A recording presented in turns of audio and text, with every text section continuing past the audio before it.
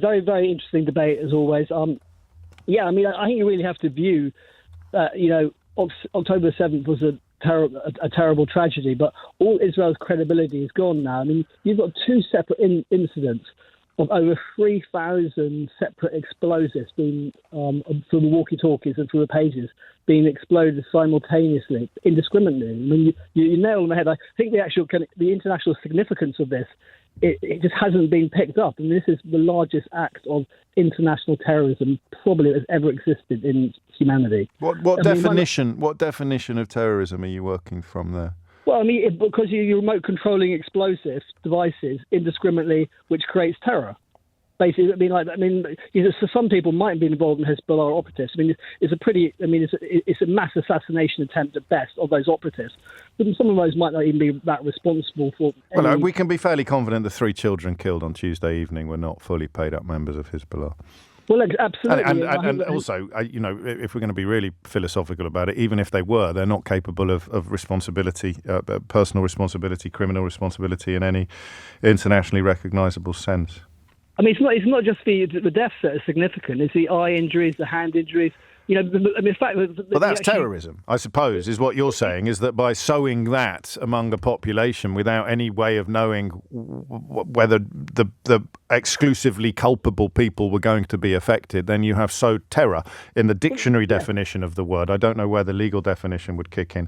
How do you distinguish between territorial ambition, whatever drives it, and naked self-interest? Can you distinguish between territorial ambition and Netanyahu, naked? yeah. Yes. I mean, basically, everybody knows that when Netanyahu loses his tenure as prime minister, he's looking up to 10 years in jail for corruption and fraud and embezzlement charges. So he's very, very. So he can't let go of being in office. So he's having to kind of subscribe more and more to the far right of the sort of Zionist movements to maintain his tenure. Now, so would he rather Israel go up in flames, the whole region go up in flames, so that he doesn't get arrested and incarcerated? I think he did. I think the guy's a maniac. I mean, it's look what's happened in Gaza. I mean, October 7th was an absolute tragedy, but there was a huge amount of intelligence failure surrounding it. And then and the delays coming into actually rectifying. I mean, demilitarizing all of the surrounding communities close to Gaza, taking away the weapons, which those kibbutz residents were not happy about. The IDF took the weapons, they demilitarized them, according to threats from the months preceding October 7th. So, the delays in getting there. So, there's a lot of preventable deaths, which, they should never have been able to get across the border fence, the most highly militarized fence in the world. Okay, now absorb into your analysis the fact that Hamas is dedicated essentially to the destruction of the modern state of Israel and the removal of all Jewish people from that territory. Yeah, well, I mean, I agree. That's another extreme. I don't necessarily subscribe to that as correct thing. But if you'd been brought up, locked up as a second-class citizen with no rights whatsoever in an enclosed, sort of, effective giant concentration camp, you'd be pretty aggrieved. Where literally you can't leave, you can't do anything, you have no real voting rights, you have no say. Your people are being forced. But you know what you're doing now. You're flirting with justification of. No, I'm not justifying. I'm just taking objective. Well, if you take an inquisitorial approach, what would be an acceptable mode of resistance to what you describe? To the moment, you are losing the whole of Gaza rather than getting these hostages back. I mean, the whole destruction. You've got 40,000 people dead, 30,000 children dead. Basically, I mean, that's not a way to negotiate to release these hostages. No, the total figure at the moment is 40,000. Hello, James. Okay, right. You've thrown quite a lot of stuff up against the wall. So let me address the main question. Just one question, John. What do you think Benjamin Netanyahu wants? He wants continuing war. He wants a regional war. He wants a wider war. He wants and him and his buddies, because there's quite a few of them in that cabinet, that would like to see the destruction, the ethnic cleansing of all the Arab people from the river to the sea. He was the first to actually quote that line, by the way. It definitely wasn't the first, but it was included in Liquid Party literature. Exactly, and to your other point, so that's what he wants. Because he's in big trouble, right?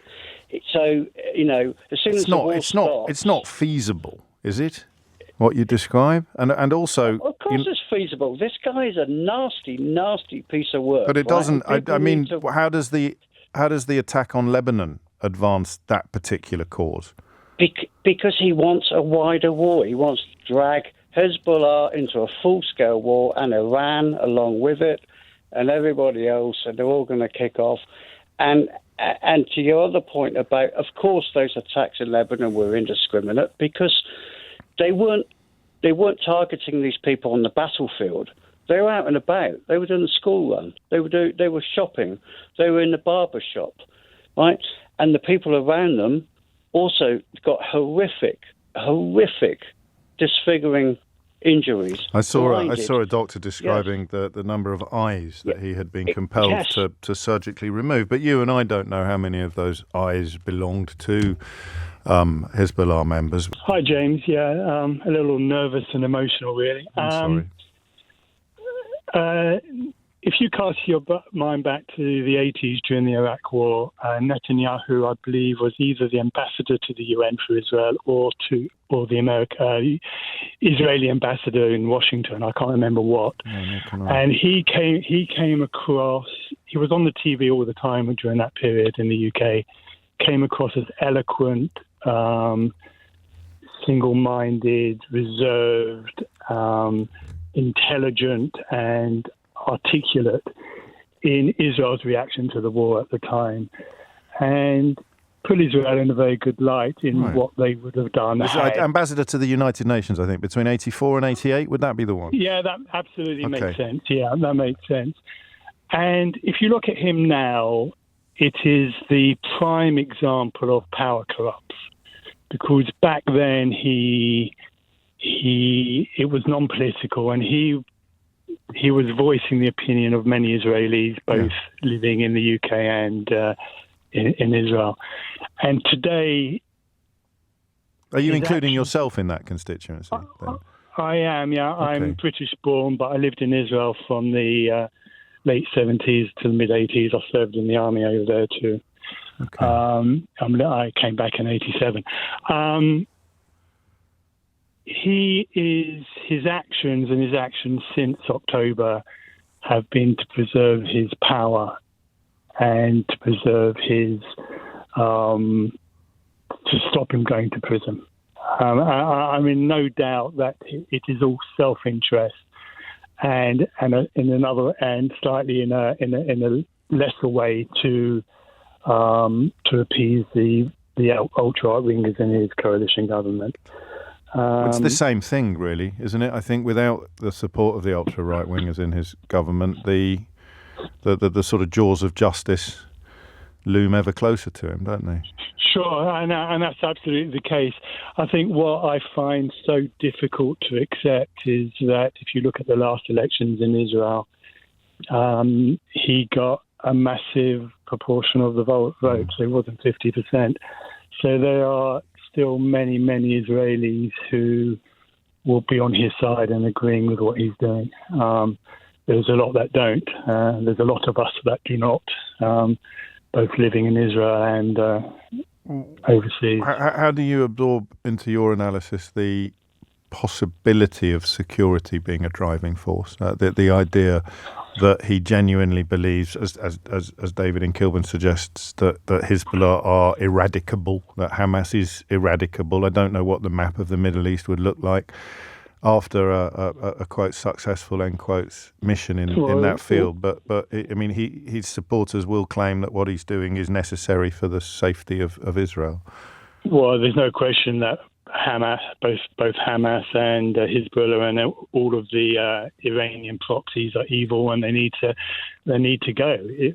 The question is whether what's happening in Gaza, or what's been happening in Gaza, and the latest events of this week are actually will achieve it, and I honestly don't believe it does. That's the kicker, isn't it? That's the absolute kicker, because you speak from a position of profound concern for the future of Israel, and believe that the current administration is actively working against the future security of Israel. I do. I mean, if you look at what's going to, so all we are doing in Gaza are creating more resistance for the future, rather than actively working towards a two-state solution. And I know the Palestinians poo-pooed the two-state solution 15, 20 years ago. Sure. But that's 15 or 20 years ago. We've got to start again, and the only future for Israel and the Palestinians is for them to live together under their own government. Is it a bit like, I mean, a few comparisons with Trump, which are always a little bit too easy to make, but is it, in your view, the case that he doesn't look beyond the next horizon? It reminds me of Boris Johnson in a way, although the stakes are considerably lower. It's all about just getting through the next news cycle, hanging on for another day. So he closes his mind to the possibility, or I think for both of us, David, the inevitability that what's happened in Gaza stores up enmity for another generation and a generation after that, which is going to be ever harder to unpick. He doesn't actually care about that or think about that, because he is driven by the sole priority of self-preservation. Yeah, I mean, Netanyahu wants to stay out of prison. That's it. That's the end of the in many ways. The end. So blowing up these devices in Lebanon makes sense. Yeah, I mean, it's not going to. It does nothing for the 60,000 displaced Israelis in the north of the country who are desperate to get back home, including friends of mine. And it does nothing for the security of Israel in general. All it is doing is protecting his power base. And is that an infinite project? I mean, it can't go on forever, can it? Or can it? It can't. Well, I mean, the last two elections, I honestly thought he wouldn't get back in again. Right. And I don't vote. I don't vote in the Israeli elections, but I mean, I talk to my friends, most of them are left leaning. I come from a kibbutz background. Right. Probably explains a fair bit, but I'm astounded that he's got back in the last two elections. Okay. I'm also astounded that Trump's getting in on the other side of it. I mean, how can 50% or so of the population like what Trump stands for? We need to have that phone in, David. We're not having it today, but you're absolutely right. It's on my list. Before you go, and I don't think this counts as prying, I think you had a personal investment in the events of October the 7th. I have my cousin's son was murdered on October the 7th. So Jake Marlowe, he was a British young British lad, and so that's very close to me. And two friends from my kibbutz have lost children, so it's tough. But that doesn't mean that what's been going on in the last week or the last year, if we're talking about Gaza, I can justify. I mean, I can't justify the killing of children and innocents. I just can't. Nothing justify. Whoever is doing it. Yeah, whoever's doing it, absolutely. I mean, I believe there are other military ways of achieving the goals that need to be achieved, but indiscriminate setting off pages and electronic devices where innocent people are going to die. I don't see that as a solution. David, thank you, and I'm sorry for your loss. You honour his memory. Thank you very much. Thank you. Cheers, James. Cheers, thank you, David. And I look forward to your call when we do address the subject of how on earth half of America, and of course some people in this country, can still be supportive of Donald Trump, despite the catalogue, not just of actual crimes, but of course of obvious depravity that now constitutes his CV.